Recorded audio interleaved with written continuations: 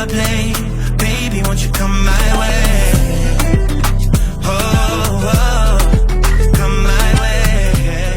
My name is Maxwell. Welcome back to my channel. This is Max Reacts, and I'm watching a video about Trevor from The Daily Show that says men, intimacy, and the right to sex. The title threw me off, so let me see what he has to say in this. Did you see this thing today?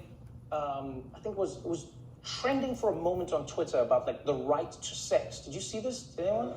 Did you see this? It was one of the wildest conversations people were having, and I think part of it came down to bad branding or whatever. But essentially, I think there was a Washington Post article that came out saying that men in their 30s are having less sex than ever before, in history. Just men are not having and I think it was framed as, and forgive me, but I'm paraphrasing, it was like framed as they're not having enough sex or not having as much sex as they would like to have, and the number has gone down dramatically over the past few decades. And so obviously that study came out, and I was reading that, and the first thing I thought was like, well, you don't know how much people are having sex. You know how much people told you they're having sex. That's the first thing. But even if it is true, it was interesting to see the conversations that came afterwards, because then some people were saying, this is why we need to have a right to sex in this country. You need to have a right to sex.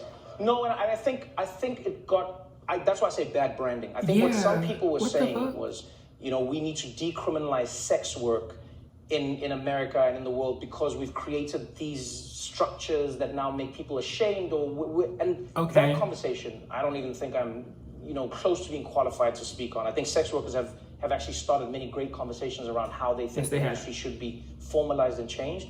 But what I did find was, I found it interesting how the framing always talks about men and sex alone. No, but it never talks about two things. One, very seldom in society do we talk about how the expectation of sex was often set by a society controlled by men, and women were just subject to it. And as that has changed, you would hope that now the dynamics would change. But it also makes it seem so one-dimensional. They go like, women, men aren't having the sex that they want to have or wish to have. And I go like, how much sex do they think they're supposed to have? Let's start there. Exactly. Secondly, do they think they're entitled to the sex? Because see, that's what it really like. Third, and most importantly for me, and I really feel like we don't speak about this enough, is people don't realize how often men are experiencing a lack of intimacy. And the only place that they can experience that intimacy is through sex.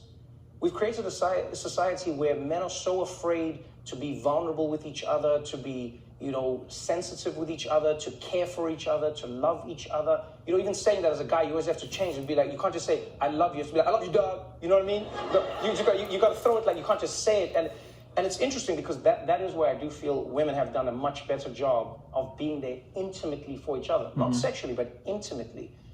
And I think we take for granted how much in society men who say sex is the thing they're not getting are actually struggling with a lack of companionship, of intimacy, of being in a space with a person where they're sharing, everything from serotonin to endorphins to what humans need to feel, And I hope we can change that conversation just a little bit more. I hope we get to the place where guys go, oh, I actually didn't need the sex.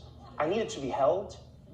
And I live in a society where it's hard to be held unless I'm having sex. Because as guys, you can't just go to a guy and be like, just hold me. Truly.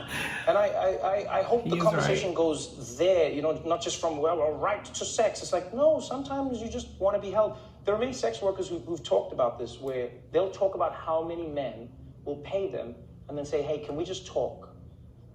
Can we just sit on the bed and talk? And can you just hold me? Can you just... And I think if we have a little more of those conversations, a few more honest conversations, a few more vulnerable conversations, we may get to a place where it's not just about sex or no sex. It's people actually saying, oh yeah, we are full human beings who require a full spectrum of affection and affections towards us. And in the same way, for many years, great therapists have been saying that women have to be allowed to express that they want and enjoy sex.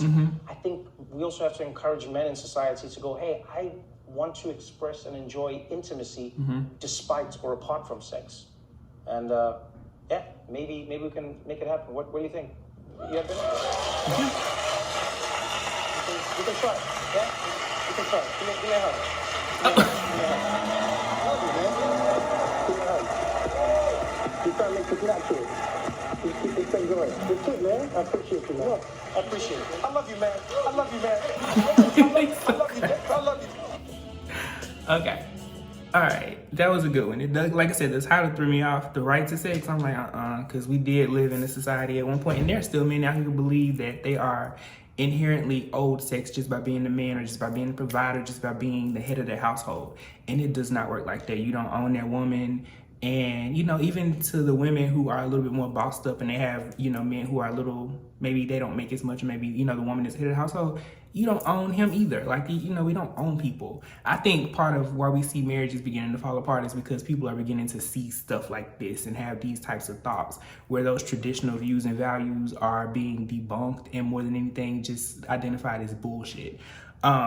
Truthfully, and I can speak to that because, you know, I have friends, parents, family members, all of that have gone up and down in the relationship wheel enough for me as a single male to just say, okay, I'm gonna stay single until I get to a point where I feel these things and I don't feel like, you know, there's this weird partnership, of ownership and craziness. Like, nobody wants to be in those types of relationships, but I do agree with everything that he just said. I think it's incredible to see women being able to take control of their own bodies and say what they want to say and express how they want to feel and say no. But I do think as men, we do, you know, want to open up and be more intimate with people. I think that's important. I'm thankful. Growing up, I had both dads that told me they loved me, stepdad, dad. You know, I had those healthy relationships with the men around me. But, you know, some people are not that blessed, and that's, you know, a very key aspect of life. Toxic masculinity is a real thing, despite how people feel about it. It's you know, it's just there. It's not always intentional. Sometimes it's inherited, and it's just not, you know, it's just not talked about, you know what I mean? So don't hold it against people, you know, if they exhibit these types of character traits and these thought processes, but, you know, be mindful of them. You know, if you can educate them and you know, help them see things a different way, do so. But if not, you leave them where they at. Leave them with their demons, so to speak. But this was a really, really good one. Like I said, the title threw me off and I was like, what the hell is he about to talk about? But to hear it more in depth and, you know, him talk about what it actually was pretty cool. But let me know your thoughts on this below. Comment, like, subscribe. Until next time. Peace.